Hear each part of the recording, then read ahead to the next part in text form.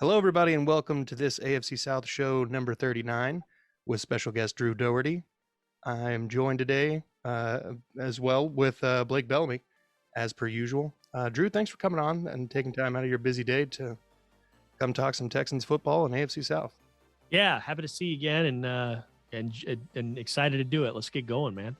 Oh yeah, Blake, do you have any questions for him that you wanted to lead off with? Not to lead off with, you can go ahead and go first. Okay. So of the offseason additions that the Texans have made so far, which one do you think is probably the most under talked about, the less talked about? I got to go with AJ Cann. I think bringing in a lineman of that caliber for the guys up front, it helps bolster things for the Texans. And he's a guy that the offensive line coach, the new one, George Warhop, is very familiar with. They've got a history together in Jacksonville. So Warhop knows what he can do and knows how productive a player he's been. Warhop's got a vision for how he wants this line to work in Pep Hamilton's offense, which is going to be different than what we've seen around here in quite some time. So I'm really excited about that. And it's kind of an excitement that goes in tandem with the news that Laremy Tunsil is indeed coming back. Last two full seasons that he played, because he was injured in 21, but the 20 and 19 seasons, those were Pro Bowl years for him at left tackle. And Titus Howard was pretty darn good at left tackle late in the season in 21. So he'll probably slide back to right tackle, you think, based on what Warhop said. And then do the Texans go with an offensive lineman with that third overall pick or with the 13th pick? We'll see. But I think the offensive line could definitely turn out to be a strength for this team, which is something you really want with any quarterback. Needless to say, a young one in Davis Mills, especially. Yeah, I agree. I think AJ Cann has got a lot of upside, and he brings veteran leadership to the group. So I didn't know that Laremy Tunsil had restructured. Is it a restructure? Yeah, he's coming back. There was kind of some doubt or doubt as to whether or not he was going to be a Texan, I think, in 2022 for some folks. But he put the GIF out on Twitter a couple of weeks back. Excuse me, the Leonardo DiCaprio one from The Wolf of Wall Street, saying I'm not leaving. So he's excited to be back in the fold, excited about Lovie Smith being the head coach. And I know, here in the building, we're pretty excited that the way that offensive line has taken shape and what might else be added to it, because it's going to be a different offense, like we said. And that might be the most intriguing part of everything, because I think the way the offense operated the last 5, 6, 7 years, it didn't necessarily put your offensive line in a great position to be successful. And I think that's going to change in 2022 and beyond. I definitely agree. I mean, you just constantly need to be adding bodies and trying to plug things where they fit and see where the pieces fall. So you mentioned it there, Lovie Smith, new head coach of the Houston Texans. I'm wondering if he's going to be more having dominion over the defense and then Pep Hamilton the offense, or will he be hands-on with both? Well, Pep Hamilton's the offensive coordinator, will call the plays. Lovie Smith is not named a defensive coordinator. He's going to be the DC, and he'll keep calling those plays on defense. So, yeah, that's kind of how. And then Frank Ross is the special teams coordinator, and they're really excited about what he's done, what the future holds for him as well. So that's kind of how the three portions of the ball will be distributed or coached, I suppose you would say. But Hamilton offense, Lovie Smith doing the defense, and Ross special teams. Blake, you got any questions? Yeah, what do you think about the signing of Marlon Mack? I liked him a lot at the Colts. I hated facing against him. He was really good his first couple of years. Injuries kind of derailed his career. Then last year, a lot of turmoil. Requested the trade, wasn't granted. So what do you think he's going to bring to that offense? Well, he's another veteran back that has actually done some things more recently than maybe some other guys that you might have seen lately. But you've got Rex Burkhead in the building, who kind of finished with a flourish there last year, and he's a good change of pace guy to have around. Good veteran, good leader.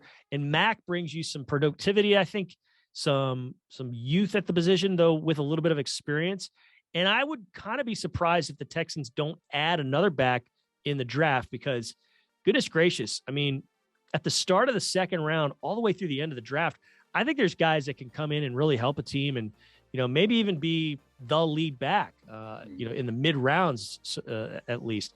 So I'm pretty excited about what the future holds there when you pair it up with what I think is going to be an improved offensive line. But I do like that Mack signing a lot. You've got two veterans now in Mack and Burkhead who can maybe pair up with a rookie or perhaps someone from the Dario Gumbawale, Royce Freeman, Scotty Phillips, that crew.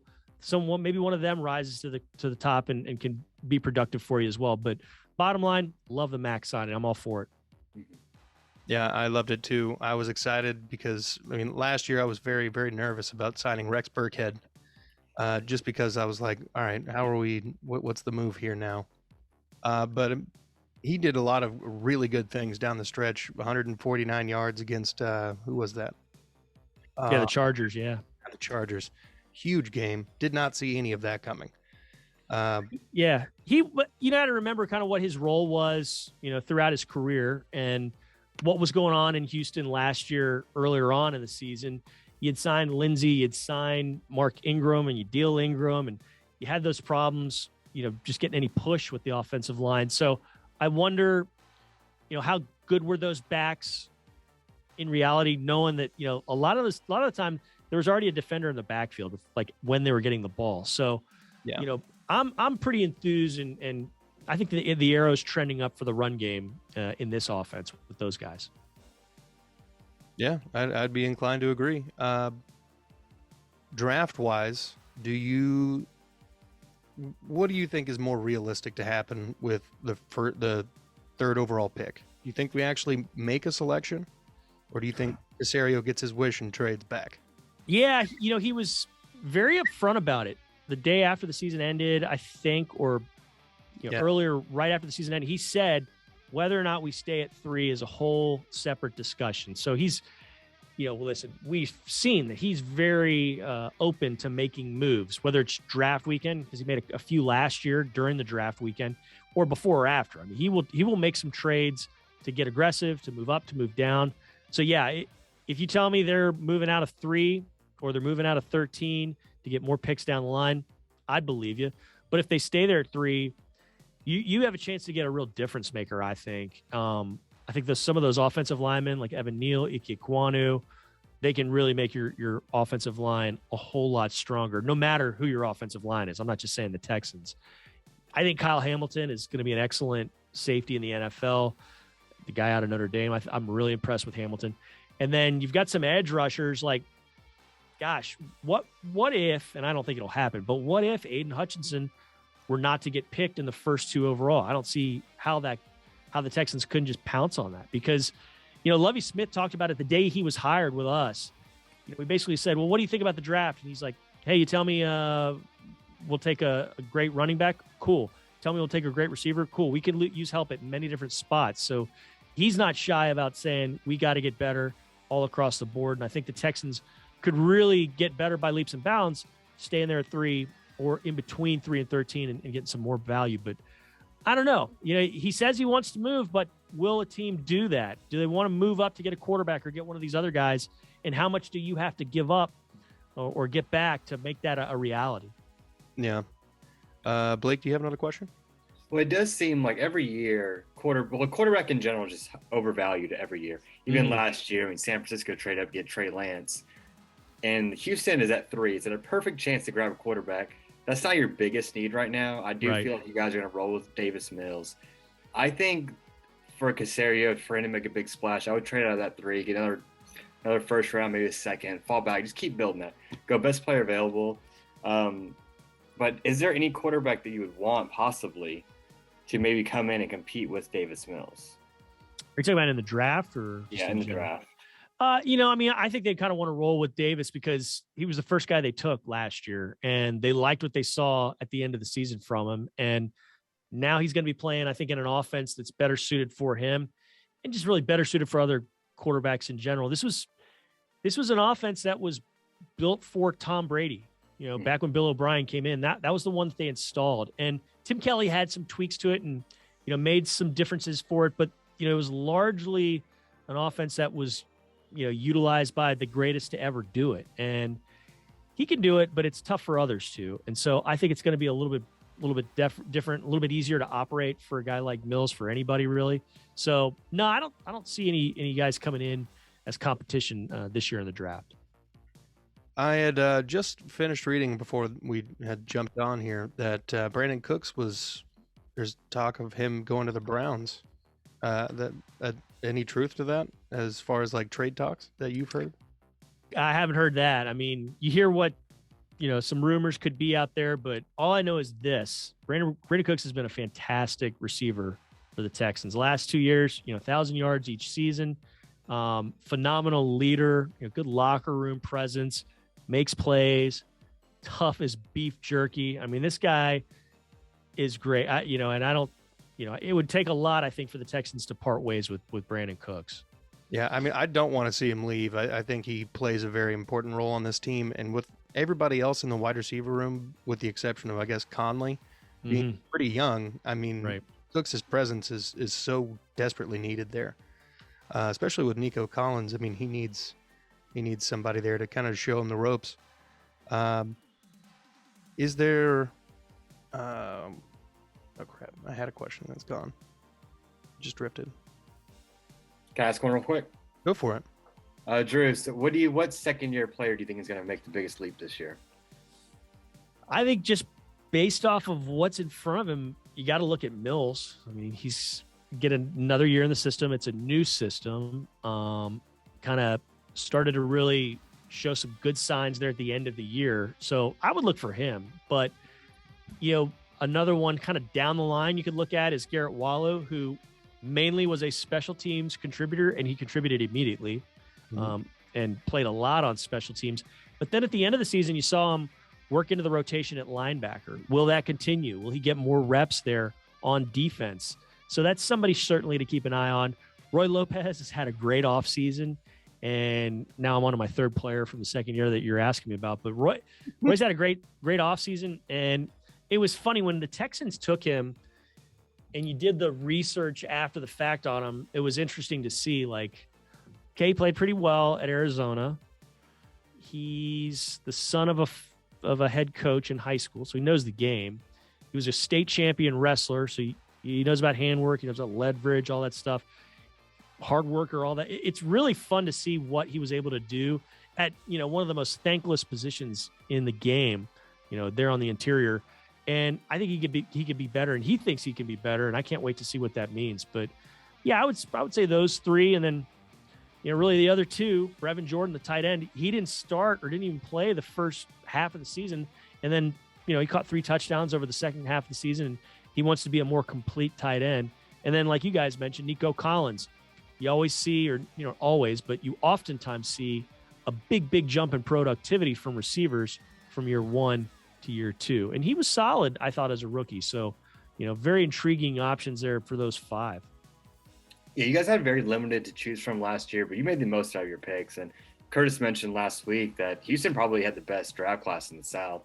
And I am looking a lot forward to seeing Brevin Jordan. Outside of Kyle Pitts, he was my favorite tight end going in the draft class last year. Yeah, he's really an intriguing prospect, isn't he? I mean, he can do a lot. He's a fun guy to talk to also. I mean, he's really got a lot of great positive energy. So, yeah, he can move around, and he can do some damage there over the middle and, down in the red zone. I think he's a very attractive option for quarterbacks. And, another guy who was as well was Collins. He and Mills talk often, or have talked often, about that play late in the game against the Chargers when they just needed a few yards, they could kill the clock. Well, Mills saw something, recognized it with the Chargers defense, and they made the kind of nonverbal communication, and he hit Collins immediately and scored a touchdown and kind of almost put the game out of reach there. So I can't wait to see what those two do as far as building chemistry. We've seen the tweets and stuff on Instagram. Mills is working out with Collins and a lot of these other guys right now, and they're throwing. So off-season conditioning starts on Monday, here at the building. And, they're all very positive, very excited about what the future holds. And, it's a fun time of year for a football fan, especially if you're a Texans fan and you see what may be coming down the line. Yeah, I have to agree. It is a very exciting time of year. I love this time of year just because there's all sorts of moves where you're like, you know, Jalen Reeves-Maben. As a Tennessee fan, I like seeing Tennessee boys get signed to my favorite team. So, but there are a couple linebackers like the Cashman trade. Are some of these guys going to be more special teams guys, or are they going to be rotational players? Probably a little bit of both. Obviously, maybe. I mean, he's got a great reputation for what he did in Detroit on special teams, and you really need something positive on special teams to help replace a guy like AJ Moore, who just came up there to Nashville. I mean, he's been excellent for the Texans in coverage the last few years. So that's good. That's a tough guy to replace. You know, as a rookie back in 2018, he led the team in special teams tackles, had over, I think, 11, 12, maybe even 13 special teams tackles. He was outstanding, along with a guy named Buddy Howell, who moved out to LA last year, won a Super Bowl ring, was really good on special teams for them. So, yeah, those guys, they're definitely going to play a role on special teams. Kamu Grugier-Hill he came in last year with the reputation as a special teams ace. He was one of the captains there on special teams for the Eagles over the years, won a Super Bowl ring, back with the 17 team. But he made a lot of plays on defense and was really one of the best players on defense. So you never know, some guys fitting systems like Lovie Smith's, it might accentuate their talents and put them in a spot to be better or different than what they were before. Does that happen again? Could. Not saying it's going to, but that's definitely a possibility. But I think as a baseline, yeah, special teams is going to be really, really important for these guys. Yeah, I think last year you guys had a couple pretty good special teams plays. I think towards the end of the season, maybe in the Chargers game, there are a lot of good things that happened in the Chargers game. Yeah, that's for sure. Yeah, and Tremont Smith a few weeks before that had a kickoff return for a touchdown. So yeah, there's a lot of great stuff happening there. Blake, you got any questions right now? Yeah, switching gears a little bit to the Colts. What do you think about their whole quarterback situation? Do you think they're a better team now with Matt Ryan, or worse off now that they let Carson Wentz go? I think that's an upgrade. I mean, going from Wentz to Ryan, just based on what Ryan can do. I mean, Frank Reich knows the quarterback position. I think he's a good offensive mind. So, yeah, I think the Colts got better for sure, getting Matt Ryan in there at quarterback. He's somebody that's diced the Texans up in the past. I mean, one of the worst games I've ever seen was Houston at the Falcons, 2015. They put up 40-some points. It was a long, long day at the office. So, yeah, Matt Ryan, he might be in an excellent position for kind of a late career, turbocharge or something. You got that run game, you got that offensive line. Do the receivers come along? That could be a really, really tough out, I think, for anybody in the AFC South and really anybody that faces them this year.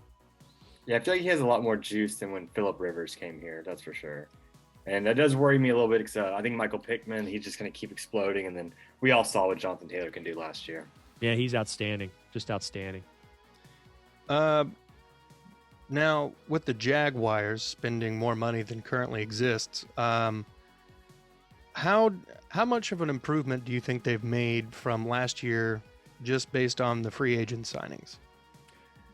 I don't know. I think the bigger improvement is likely from the leadership spot. I think that's going to play a big role in how they do things, because you want to see your quarterback and your first overall pick from last year develop. And I know he had a rough go round his rookie season, but I'm certain that he's better than that, and he's going to be better than that. And he's going to be a really good player. So I think that's the tough thing for the rest of the AFC South is I think just getting another season in the system and getting things going.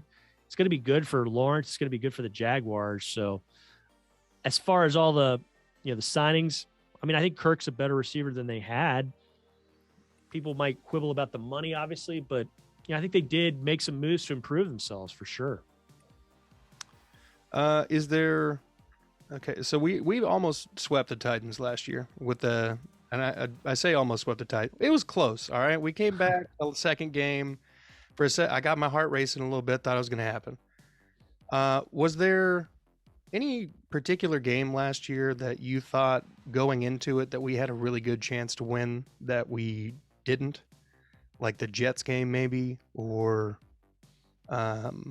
Yeah, that's the one that probably stands out the most was the Jets game. And then, I mean, I think if you look back in retrospect, it's like how did that team lose to the Panthers by so much? But at that point of the season, the Panthers were really hot, were playing really well. But yeah, the Jets game was one that seemed like you could have had those guys, but you just didn't. And the Dolphins as well, because the Dolphins at that time of the year, they were both 1-7, both those teams, and the Dolphins peeled off all those wins. So I would probably say that combo of Miami and the Jets. Okay. Blake, do you have a question? Do you think if the Colts don't make the playoffs again this year, do you think Ballard or Reich is gone? Oh gosh, I don't know. I mean, I don't know. I have no idea. I could see them sticking around. It's always, comes down to the owner and what Jim Irsay is going to go for. But I don't know. I think they've built a system and they've had some weird luck.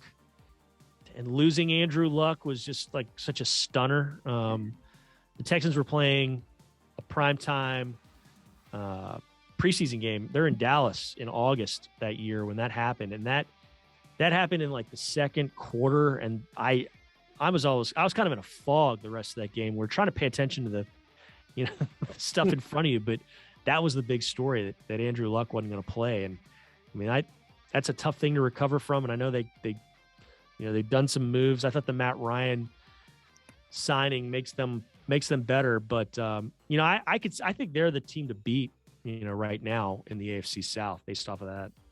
Yeah, they're favored right now to win South as well. Yeah.